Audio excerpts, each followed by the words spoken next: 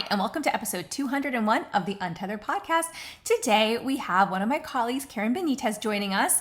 Karen is the founder and designer of Chevy Chase Pediatric Dentistry in Chevy Chase, Maryland. She's originally from St. Louis, graduated from the University of Missouri in 2002 and the University of Missouri Kansas City School of Dentistry in 2006. She ran off for an adventure in NYC and completed her residency in pediatric dentistry at St. Barnabas Hospital in 2009. In 2010, she moved to Washington, D.C., and since then, she has fallen into the airway space. So join us to learn all about what she has to share regarding pediatric dentistry, airway, what she's doing in her practice, and her son's journey. Quick disclaimer, all information, content, and material of this podcast are the opinions of the speakers and is for the informational purpose only and not intended to serve as a substitute for the consultation, diagnosis, and/or medical treatment of a qualified healthcare provider. Welcome to the Untethered podcast. I am your host, Hallie. I'm a certified orofacial myologist, feeding specialist, and mentor. This podcast is all about getting your questions answered and collaborating with colleagues to bring you the most up-to-date information in the orofacial myofunctional therapy, tethered oral tissue, and airway space. I challenge you to keep an open mind and join my mission to get this information out to the masses. Let's get started. Karen, welcome to the podcast. I'm excited to chat today. Likewise, Hallie. Thank you for having me. Of course. So I always like to ask everybody, when you're in the airway space and maybe you haven't always been, what was the catalyst? Is there something personal? Is it patient caseload? What was your journey into this airway focused space? I would say both. But, I see more patients than I had children, right? So I would say some of it was just this realization as I was doing more and more toddler screenings, I'm starting to understand, I'm seeing a generalized phenotype or a postural presentation of similarity across the board. And I'll delve in later about my son. But I was starting to notice a lot of open mouth resting posture in babies with cute little tongue protrusion, which at first you think is just so charming until you see it time after time. The allergic shiner presentation on these children, which should not be exhausted, right? There is a certain amount of drooling that we might see with the anticipation of emerging primary teeth, but not to that extent. So I started to look more into this. And in fact, I did that study club with yourself and Jennifer Tippergraph. But that was a time in my life in which I was far too busy. I had two children, one on the way. I believe Jennifer was expecting at the time.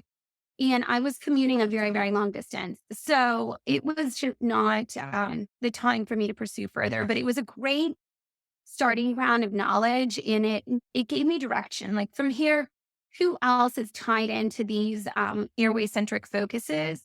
And what's my role in it? Or what should I be identifying? And so I learned a lot. And then I was starting my practice. At that time, my son, he got ill, as do most children in the winter. But then I noticed, oh my gosh, my child cannot breathe. I worked part-time. I had this blessing of being with them. But, sometimes there are different nap intervals. I put him in the car, run here and there, sleep. And it took all these muscle groups to get him to breathe in his car seat. And I just put on the brakes, start recording him. And at that time I was looking to open adjacent to an ENT practice. So I took my recordings to that provider, and luckily enough, she rendered tonsil surgery, new boy thereafter. So it gave me a lot of relief, but then it helped me to speculate, what else am I missing in these children and who else is like me as a parent? And from there, I just feel that, unfortunately, COVID took on. You have to find your silver linings in life. And the silver lining was vast plethora of virtual courses available. And with that, I started to study and study and study. Maybe some of that also helped to alleviate the nervousness of what life you are living. It was dubious. We had no end goal, no end sight. So studying and committing myself to the children, the resurrection of my practice, and these courses that were now available to me then I felt like this is the time. It's the time to learn what I'm observing and understand what I can do to help these families. That's incredible. And I think that a lot of us thankfully have found those silver linings in those, in those years. It's actually like right when I launched my course, not knowing what was coming March 16th, 2020. And I remember sitting there being like, do I do this? Do I not? And I'm so glad I did. But like you said, people were home and we had no idea like what was Right. next. But I think that's incredible. So if you don't mind me asking, like what happened next with your son? Well, his was a big solution in that. But I did start to really focus in on his sleep. And so I started to notice, yeah, I'm hearing snoring. Yeah, actually, he does sleep with his mouth open.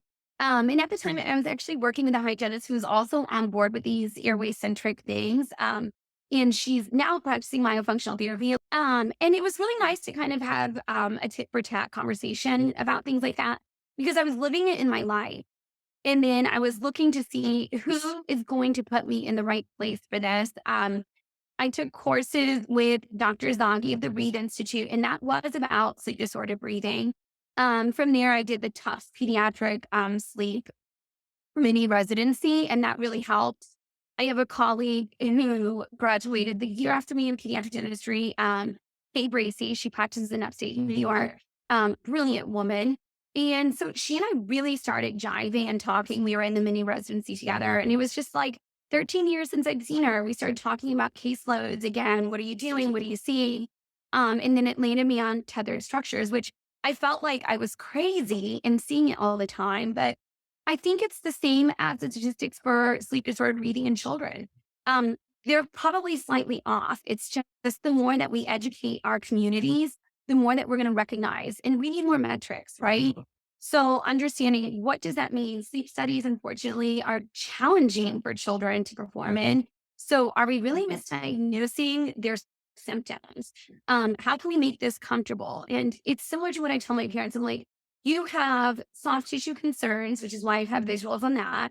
I'm like, look at the alignment of the tongue, the palate, the nasal cavity, the eustachian tubes, the adenoids, the tonsils, soft palate to tongue junction, uvula, tonsils. There's a lot of soft tissue occupancy there that we're just kind of like, oh yeah, it's there. Children do grow into their enlarged tonsil, but at what consequence, in what rate? So I started to reflect on the things that I'm told from my medical colleagues, from my dental colleagues. Now I'm talking to a sleep surgeon, taking a class from him, and it really helped to open my eyes to the fact that like I have a greater responsibility, and there are more metrics that I could apply. I joined ASAP Pathways, ladies whom I love and adore so deeply. They really helped me to understand more about what I was seeing and the resources that literature sightings, and from there to talk about infrastructure. So I'm seeing bony skeletal changes as a consequence of low tongue posture. And so what are the ramifications of this? What are the growth tendencies? We talk about clockwise and counterclockwise facial growth patterns if you look from the side. And I started to identify, oh yeah, that's that. And I feel like, we did orthodontics in residency, and I was pretty blessed to have a strong orthodontic background in my residency program. So it really helps me to correlate these oral manifestations, the noxy of habit, their consequence, or even the why. Like, why are these kids like really diligent about thumb sucking? And you know how to measure it, the intensity, the frequency, the duration. But some kids almost like you can't withdraw that without a strong suction recourse. So I sympathize with parents. I was trying to understand what this is and not to hit too heavy. There's no shame, but trying to understand as a parent, they don't know so much. So what can I do to help them identify key features and put them in contact with proper referral sources so that they can, you unlearn what you've been doing. And so much of this is from in utero. So thanks to persons like yourself, your podcast, and just the capacity to learn in modern times is extraordinary. Sometimes you're trying to decipher in what order do I work? In what order do I work? How soon should I share this with this family? I mean, depends how many struggles they're presenting with. So I started to identify tongue ties and not shy away from conversation because, in a way, some of us do shy away because there's a lot of stigma surrounding it. I think you've shared your experiences as well on this, but it does matter. I'm sure you have your own struggles within your own SLP community, but the more that we talk about this and probably more between colleagues, so it's across different fields, like normalizing these findings and trying to say, hey, what are you suggesting in this capacity? And what was the benefit that you saw from that? So I think in essence, you'll find more interdisciplinary contact and relations, and that might be between pediatricians, pediatric dentists, ENT, SLP, and OT. In seeing newborns and their nursing struggles, I started to really understand a lot more about oral motor function. And that has been, just such an enormous blessing. I love working with new moms. I love it. Being a mom, I'm still a mom, but the nursing chapter of my life was a glorious one. So if I can give back, I would be more than happy to give back.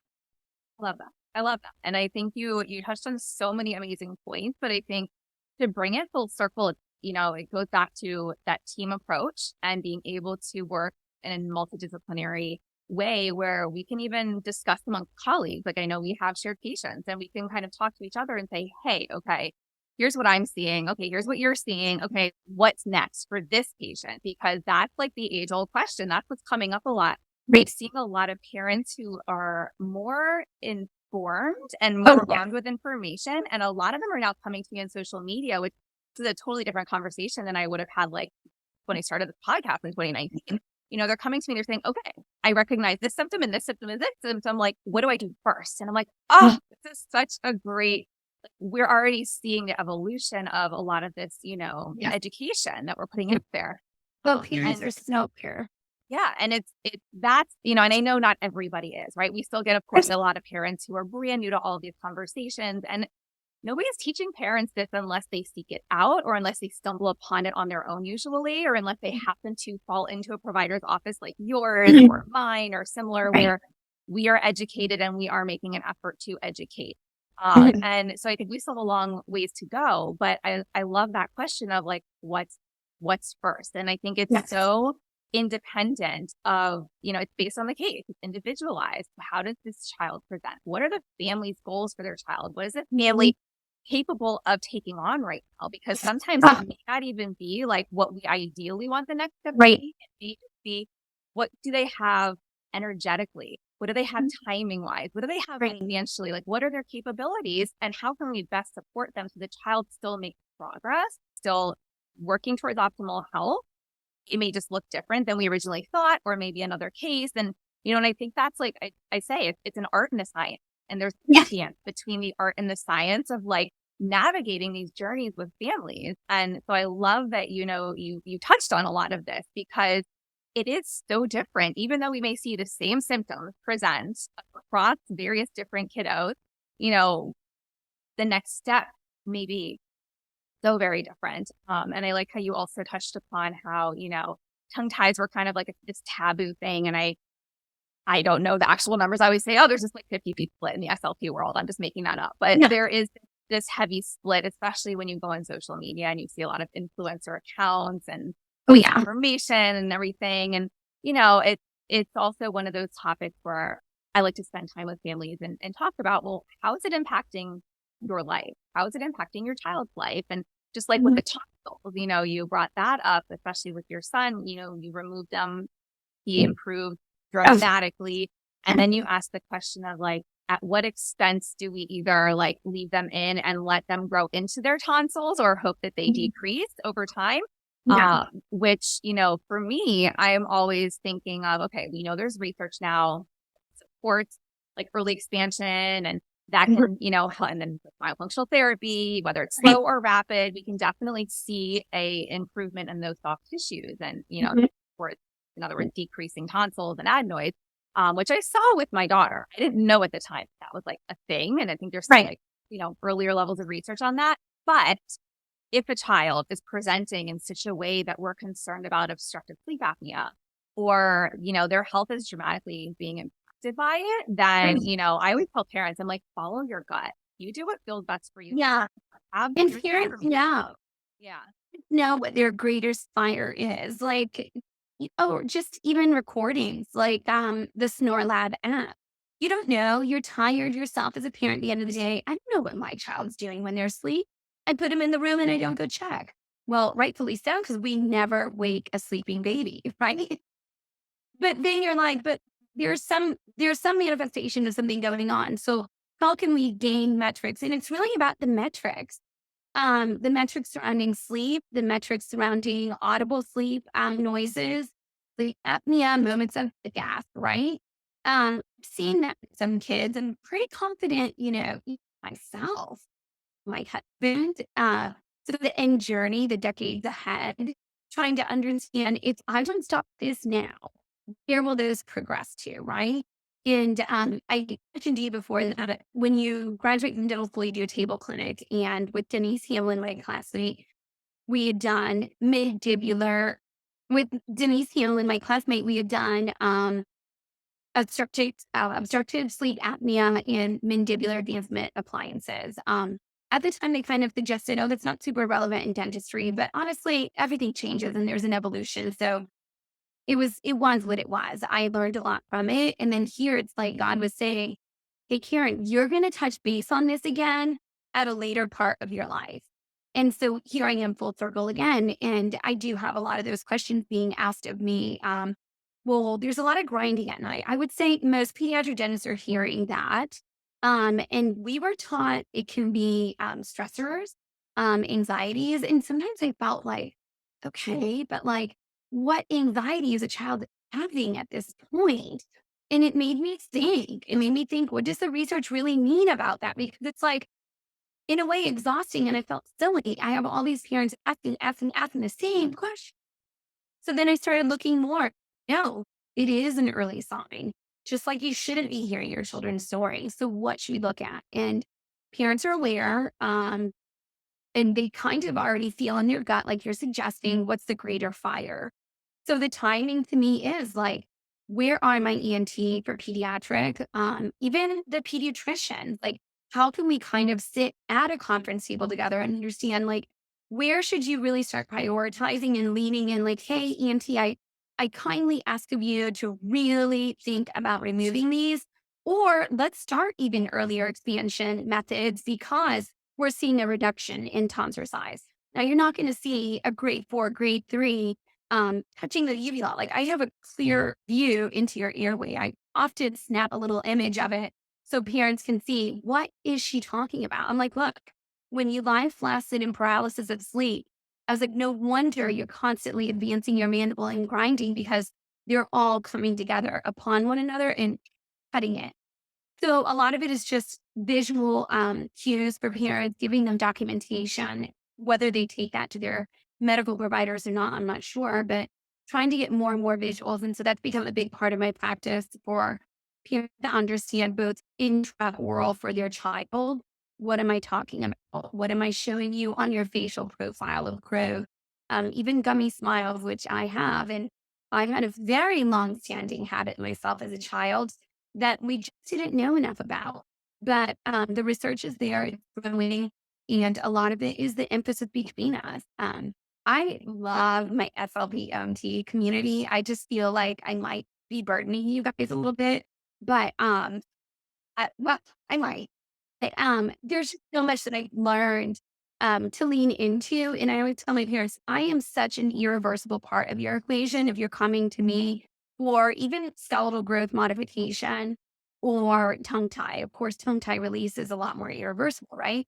And like you have got to condition this muscle group because that is actually the friend, the strength within the tone of all these back tonsillar pharyngeal muscle groups that are going to help you when you're asleep at night and everybody kind of gets a little lazy, they too go to sleep. So like you have to strength train everything the same as we talk about the rest of our body muscle groups, right? These are the cohorts. I was like, but if these functional assessments, I've also learned like they're going to look into your feeding, your drinking.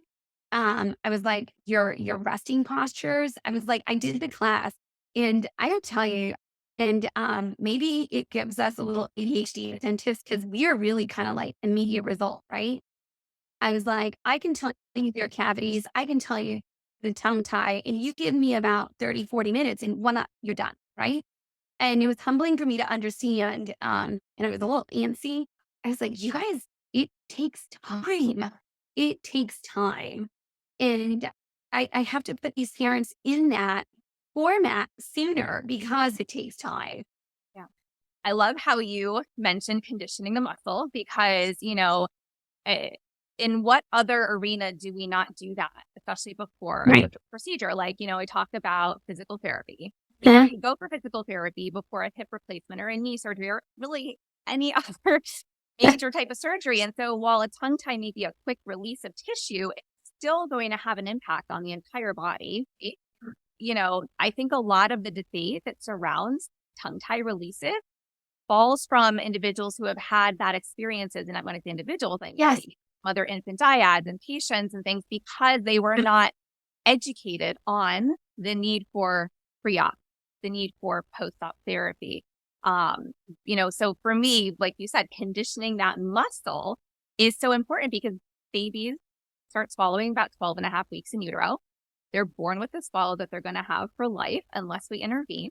And some babies are going to compensate better than others. And then that tends to snowball if they're not compensating well, or maybe they're okay feeders in infancy. And then that later turns into, issues with swallowing or chewing or speech or airway. We've got the jaws that are now shaping themselves around what the tongue is or isn't doing in the in the oral cavity. And I know we can talk about this all day long, but I love the emphasis on the need to condition the muscles because after that release happens as well, we have to do that neuromuscular reeducation. So that neuromuscular reeducation essentially is, it's not just important, it's mandatory. It's not something that we can say, oh, you know what, maybe I'll do it and maybe I won't. Because in some situations, the patient may be better off not even having the procedure.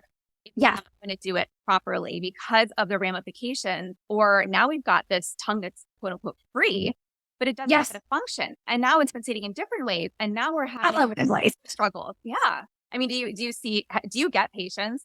Oh, yeah. That, Yeah. And say this, but not to be intimidated by patients, right? I am, my functional therapy takes a while. So that in itself is a time gap between procedure. But I always say it's really the determinant of the procedure, right? Like with a myofunctional therapy, are you getting the functional component that you were missing before? Because you never exercise that muscle. So I'm like, you could present with a tether, but some of them I see and they're soft, they're supple. I still get the tongue up to the palate doing clicks and clucks. I'm like, the chicken, I feel like that really helps kids. But I'm like, if they say, hey, you're in tether, but we're hitting all the right metrics, then leave it alone. Leave it alone. You can address that later, the symptoms that present themselves later, right? I'm like, but you first have to learn how to use the muscle. And me being intimidated sometimes put me in the wrong spot. And I have now learned how to better assess as a provider what I should do, when I should say, I'm so sorry, or how can we do this differently, right? So some of these things have been my own provider error in learning. And I think anybody who's provided this has gone through the same realization themselves. Even in newborns, I will say, I'm like, in those first few days after, whoa, hang on a minute. Like, who's on your team? Who's your lactation counselor? I mean, did you just meet today? So there's so much that needs to come in because it's very intimidating working on a newborn. They're so tiny and delicious as they are. I was like, now I really need to understand what was the parent's history? Was there trauma involved? How much healing does the mom need to do to unwind her body, the fascia of her own body, the fascia of this baby who, be it cesarean or natural, inevitable tension, right?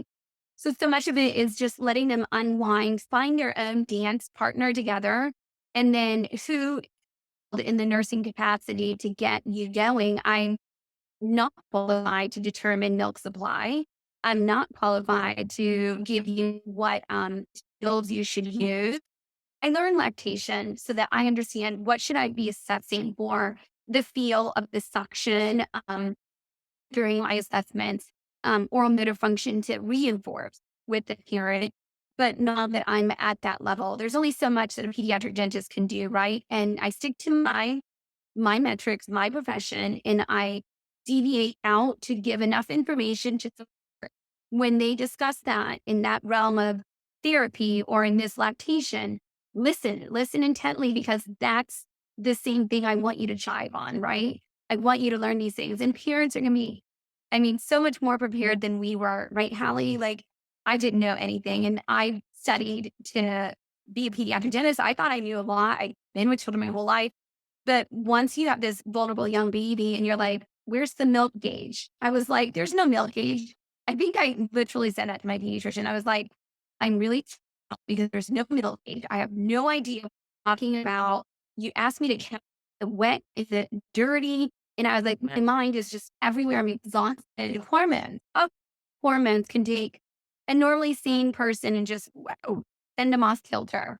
So there's a lot of emotional component behind newborns that I've also learned to refrain. I'm like, give it a moment. Let's keep in communication, but who's on your team, and let's talk between us as well. There's so much to learn. It's really the interdisciplinary committee, let's say, that these parents need. And that begins from newborn, and it does carry through later. I'm used to referring between dental colleagues, and now I'm really used to now referring across the board with you guys as well. And it's brought me a lot of joy. My parents are happy. They're like, oh my gosh, you alleviated so much. I was like, oh, I'm so happy to have made that connection for you guys, because I was doing you no good. It would still have consequence, even cavity risk, right? So cavity risk with a tongue tie. I was like, how crazy am I to have not seen it? They can't use the tongue to debride the surfaces of the teeth as they should have, or even just the blanket coverage of the lower teeth and this exposed upper teeth, right? You have lip tethers that are of significance. I also tell my parents, try breathing with this amount of tension right here, your cupid's bow area. I was like, and then when you remove that, you really do feel a difference. I was like, there's a lot of tension. If I can't lift your upper lip, I was like, imagine all the muscle inactivity that's going on with that, upper lip area. There's much to learn. There's much to implement, but a lot of time out, educating parents, giving them resources, and then I can deliver something that's pretty irreversible, right? Right. Yeah. Well, and I think that's incredible. I mean, you talked about like your vulnerabilities, which I think so many have. Oh yeah. So like we've all kind of been there, whether it's just professionally or it's also as a parent and having gone through this journey. Like Yes. you were at the dentist, I was feeding the, therapist, speech pathologist, having adults. I know nothing. Like it's both humbling and, it's almost life-saving, because then we're able to turn it around and help others too. And I love that you're doing this. I love that you're able to connect these dots for parents and connect them to helpful professionals, and, even just help them understand we don't want to rush into this. Like, unless we are 100% sure, which we never are, we need to in there and work with the tissue, because that behavioral, approach, when I say behavioral, I don't mean like a child misbehaving. I mean behavioral therapy, meaning like the actual intervention, not tissues, oral motor therapy, that kind of thing. Sometimes a tongue tie may present as a tongue tie. And then when we go in there and we address it, we actually realize there was so much tension being carried by the tongue for other diseases, that the tongue, the frenum appears differently now, and we don't actually need to release it. Like, that does happen. Right. And, and that's the other thing I've been trying to like scream from the rooftops on social media is, there's these posts where it's like everyone's butting heads over this tongue tie or lip tie topic. And you have like some parents, oh my gosh, it was life-changing for me and my child. You have other parents going, oh, I was told to do it and I regret it. And then, you ask them if they had surrounding therapy, and they're like, what are you talking about? No, nobody told me I had to do that. Yeah. Or they'll say things like, oh, I was told by this person that, my child had a tongue tie, but like we were feeding fine. They've never had any feeding, sleep issues. I'm like, then your child didn't have a tongue tie, because the definition of a tongue tie requires that it's not just tight appearance or the appearance of it. It's that in addition to the symptoms, like you have to have a functional impact for it to truly be defined as a tongue tie or a lip tie or a tie. And I just think that, I don't expect parents to know that, but I'm like, that falls back. I'm like, okay, now I'm seeing gaps in some of the conversations out there. And I think when parents realize like, okay, maybe somebody missed it or maybe somebody overdiagnosed your child and you're Matt, feel however you feel, but let's have a yes, conversation so that we can do better as a profession and as great. collaborating professionals. And I think that growth that so many of us are willing to take on and to experience and that road that we've all gone down, it's commendable that, you put all this time and money and energy into learning so many things during a time with so many unknowns and really just like significantly advancing your own specialty. Right. And your patients are so Yeah. for it. It's exciting and we love collaborating with you. So It is exciting. Sometimes I think if I'd never changed it, where would it be, right? Where at what point would I have seen it? And then obviously me being a seeker of friends, I'm always like, okay, where are my pediatric dental friends? And how can we share this with one another and support one another? Like if I started this journey, how can I get you on this journey?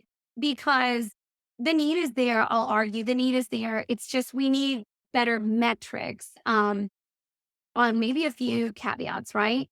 So it's the metrics part of this next stage of my career, right? Like what can I identify? And going back to the tongue tie, it's a structural component, but what's the functional definition of it? Is that the volume that you need to relieve, or just you carry on, progressively?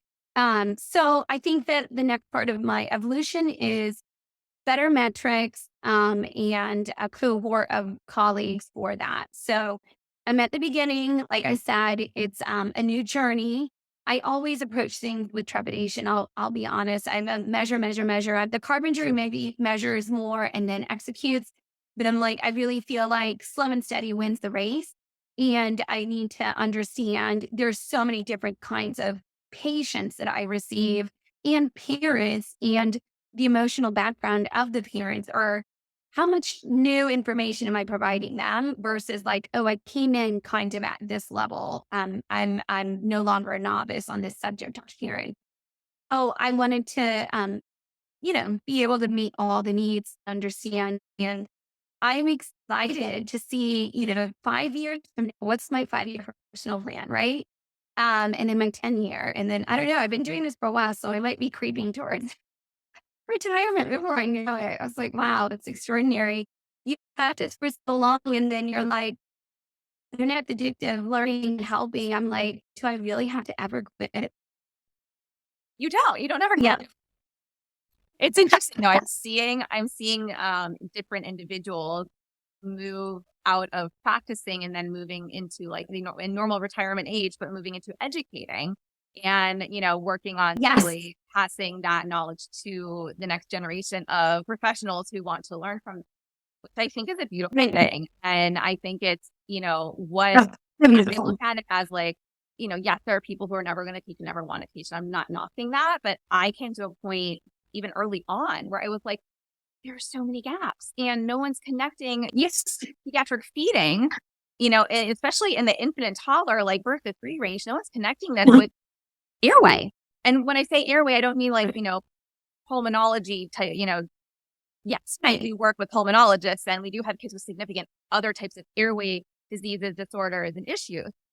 I'm talking about like upper airway. I'm not talking about like the lower part of it. I'm talking really about what we're seeing, what we're talking about here. And I'm like, we're connecting those dots, the orofacial myofunctional disorders that these infants are born with, where they need to be treated through a feeding approach, a sensory oral motor feeding approach, and then the tethered oral tissue, of course, that whole conversation too. And I kind of just went like, all right, I'm not bringing them like groundbreaking information that I've done the research on myself. I'm basically just creating a place where I pull it all together like nobody else has. And I teach it in a digestible way where they can actually take it back and use it in their practice on Monday. And like that, I'm like, Exactly. We need more people like educating on topics like, not just that, but just any of these related to it. And so I get so excited because I've seen this, like, I think 3 times in the past, like, I don't know, a couple of months of individuals who normally could have just gone straight into retirement and they went into educating and basically took their practice to the next level in that regard. And I was like, oh, this is so, So much experience. yeah. So I'm like, Yeah. I mean, yeah, it's extraordinary. I think, there's always an introductory level, like when you graduated, when I graduated, and I'm very grateful for all my attending.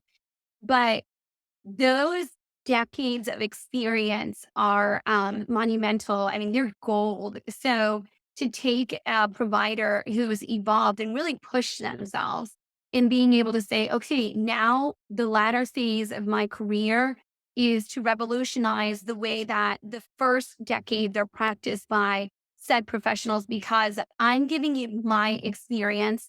I'm sharing through my lens so that you, A, don't make the mistakes I made. You're not seeing the things you should be seeing. And then you're learning not to just work with yourself. You're not the doer and capable of all things. And what aren't you seeing that you need an outside influence for? So I think some parents will say it's more holistic. I guess so, but that's its own definition within dentistry that maybe holistic, but I definitely enjoy this facet of my professional life. I'm excited. My kids have learned so much, by the way. Sometimes I'm like, who's going to be a pediatric dentist? Which none of them are jumping to the table. I think I work too much.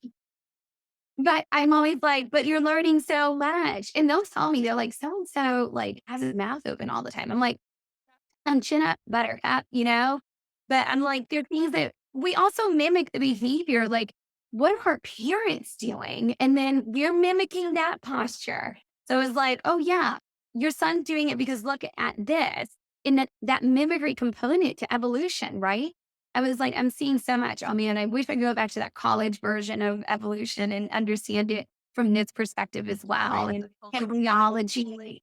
Yeah. Yeah, exactly. Yeah, I mean, just so much of our in utero gestational growth and development. I mean, when you're not even sure you're pregnant, right? You've already got primary and secondary palates. Like, that's crazy. And you had not a clue you're even expecting. And how does that change along the course? And this is all without your influence. You can't modify it. It's genetics, right? It's behavioral parts of your gene expression.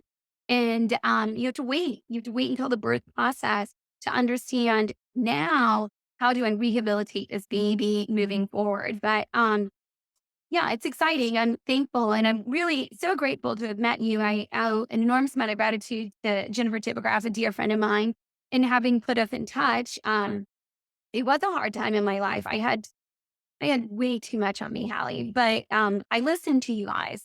I listened, I took on, there was a dental hygienist on board with that. And it was nice to hear that and reflect back on it. I went to Manny Kim's lecture, also with the Alpha Omega Study Club here in Bethesda. And it really afforded me a lot of insight and to understand fascia, and that intricate nature, because we always think about, arterial, venous, and nervous system, but we're not really taught much about fascia and to have that interconnection aside from dissection, right? We get like, here's the fascia, but duh, like how did one fascia lend to the other? The muscle root bundles work cohesively now, but there's just so much to learn. I'm excited, and maybe I've become a CE junkie for things you could do. Right. It's a side effect that we all kind of fall into, especially in this space. I feel like we're just like, more, please tell us more. Or like, what else you got for us? But I love that. And, it's funny because I think I'm like hungry. the photo, I think we're Yeah. study club when we met with Felix Liao. Was it when he came and joined us with his, we talked No. about, no, it's different. I wasn't at that one. Okay. Oh no, I was commuting Kent Island, and I think I told Jennifer, like, it's just not feasible for me. But Jennifer and I still remain in contact on a lot of issues, and she really is just such a brilliant mind and so courageous. And I think she and Kim are creating extraordinary, healthy environments for children, all of which traditional dentists could learn from. Absolutely. Absolutely. But I was just saying we, a photo like circled up from that particular like book club recently when we were sitting around the table with Felix. I was like, I remember because that was also at her kitchen table, which, like she and I kind of like shifted on and off who was like hosting these things at her kitchen table. But I remember meeting you there, and and it was a while ago, but it wasn't a while ago. Do you know what I mean? Like, you have come like so far, and it may feel like a long time. Yeah. It's really the amount of information and how you've adapted and changed like your approach and your practice and the way you're seeing things differently, and even referring and, all the things in addition to everything else you already were doing and that you do in your office as a pediatric dentist. I have to tell you, to me, but it's amazing. It's incredible. Like, I pat yourself because I think it's almost like, I think we are the hardest, like, on ourselves. Like, we downplay things. We're like, oh my God, 2 years ago and here we are. But you did it, and your patients are better. And I love that. And we love collaborating. Yeah, and willing, right? Yeah. Yeah. Oh, thank you so much. Coming from you, that's an enormous compliment. Oh, well, this has been amazing. I know we've touched on like so many different things, but is there anything else that we haven't touched on that you want to share before we start to wrap up? No, I think I'm good. I think it's maybe too much, right? You can keep going and going and going into different facets, but I'm satisfied, How can they find you? Yeah, if they want to find you in your practice, where are you? Share with them how to find you. Oh, I'm sorry. Yes, my practice is located in Chevy Chase, Maryland. And yes, it's ChevyChaseKids.dentist. I try to put a lot more information there. There's a whole gamut of stuff that's coming. It's just, the behind the scenes work before you launch it onto your webpage. But yeah, I'm excited. I'm happy. I look forward to the growth and maybe more like-minded associate potentials. I think that the more that we grow as a specialty, and our kids are going to be better off for it. The community, and it resonates with even social media. My friends circle back in St. Louis and in Kansas City where I studied. I was like, you got to get on it, guys. You got to get on it and be on the same page, and we can all meet up and like feel good about what we've taken our careers and created for oral health awareness. Love that. Well, this has been amazing. I know that you and I could like talk all day long about these things, but thank you so much for joining me today. I love No, thank you. And I hope you, absorb more patients into your practice in the Chevy Chase area. Thank you so much, Hallie. Thanks for doing this. You are doing really great things, Hallie. Thanks for listening to this podcast. If you want to hear more of these myo, TOTs, airway, and feeding related episodes, be sure to leave a review on Apple Podcasts or pledge a small amount on patreon.com/the Untethered Podcast. If you found value, others in this space will too. So be sure to share this episode on your social media platforms and join us over on Facebook, on my Facebook page at Hallie Bulkin Biz, on Instagram at Hallie Bulkin, and you can head over to theuntetheredpodcast.com to grab a copy of the show notes, where you can also subscribe to be kept up to date on the latest podcast episodes.